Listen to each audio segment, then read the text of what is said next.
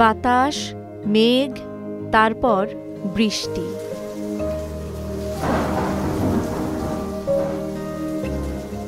শ্রাবণ তো শেষ হয়েছে কবেই, তবুও মেঘে মেঘে বিরামহীন বাদলের শেষ গর্জন।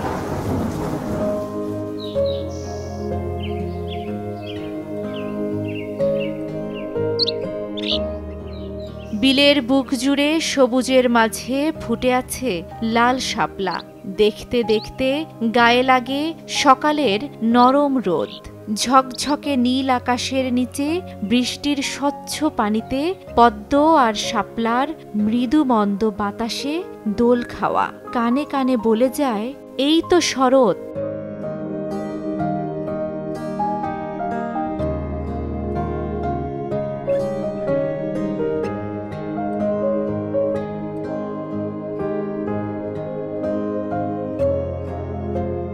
মানুষের যাপিত জীবনে প্রতিক্ষণে ঘটে যায় কত উলট পালট, বদলে যায় জীবনের সীমারেখা। কাঙ্ক্ষিত নিয়তির মতো আসে পরিবর্তন, তবে প্রকৃতি বছর থেকে বছর অনিবার্য নিয়মে এভাবেই ধরা দেয়।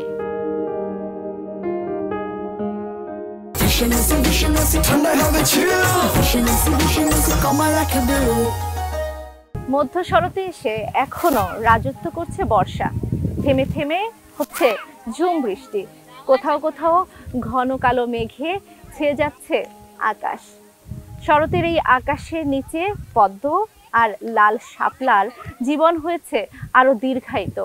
লাল শাপলা যেন শরতের স্বচ্ছ আকাশের নিচে দাঁড়িয়ে আছে রানীর মহিমায়।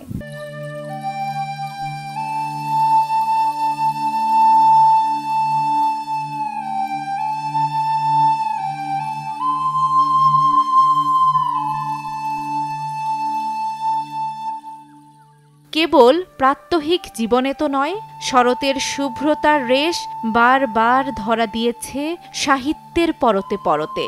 শরতের রূপে মুগ্ধ হয়ে কত যে কবি সাহিত্যিক ভরিয়ে তুলেছেন তার একান্ত খেরোখাতা।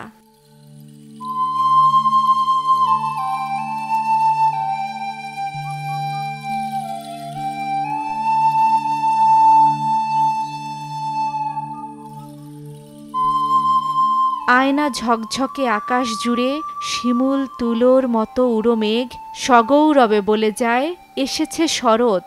নীল আকাশে সাদা মেঘের সঙ্গে পাল্লা দিতে বিস্তৃত প্রান্তর জুড়ে ফুটে আছে কাশফুল। যেন একসঙ্গে বসেছে লক্ষ শুভ্র রাজহাঁসের মেলা। বয়ে যাওয়া মলয় বাতাস বলে যায়, এসেছে শারদ।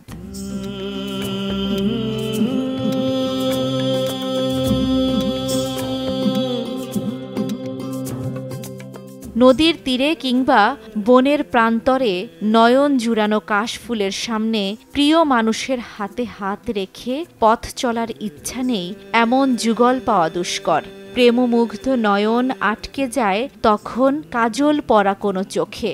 হিয়ার মাঝে লুকিয়ে থাকা প্রিয় মুখকে এই সময়ে বড় বেশি বলতে ইচ্ছে করে, ভালোবাসি।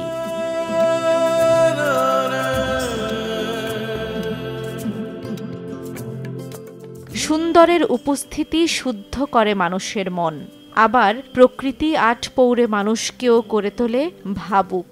ইঁদুর দৌড়ের নাগরিক জীবন ভরে উঠুক শারদ শুভ্রতায়। রূপালী সকালের সূর্যের আলো হাতছানি দেয় নতুন দিনের, নতুন আশার, নতুন স্বপ্নের। প্রকৃতি জুড়ে ফুটে থাকা কোমল কাশফুলের সৌন্দর্যের মুগ্ধতার পাশাপাশি তার মতোই শুভ্র, সুন্দর, মমতাময় এক সমাজ ও মনন গঠনের শপথ নেক মানুষ। পৃথিবী হোক কল্যাণ ও শুদ্ধতার, সেই প্রত্যাশায় সবাইকে শরৎ শুভেচ্ছা।